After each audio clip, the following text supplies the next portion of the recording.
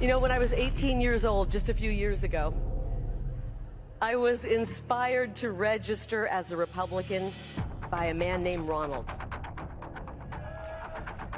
And thanks to a man named Donald, I was inspired to step into the political arena and run for office. He's inspired so many. Ronald and Donald, they may be a little bit different in tone, but Reagan and Trump were both the perfect man for the moment. Hello, this is Ronald Reagan, just dropping in briefly to say a few words to Kari Lake, who keeps referencing me in her campaign for United States Senate. Kari, I want to say that I appreciate that I inspired you to register as a Republican back those few years ago, but that's about all I appreciate about you and where you and that man whose name rhymes with mine has taken our once great party. Kari, to be clear, any Republican who would give aid and comfort to a murderous dictator as he tries to smother the flames of freedom in Ukraine is no Republican in my name.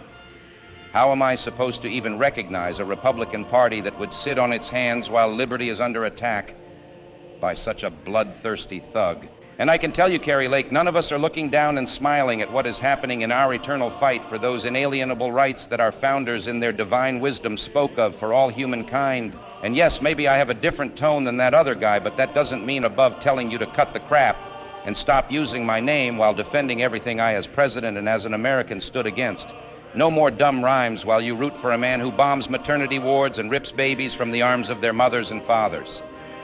If there were any lawyers in heaven, Kari, I'd be talking to them about suing you. And this goes for all the rest of you too. Johnson, Graham, all of you. Just know the Gipper is watching. So get off your knees or your butts or whatever and get back in the game.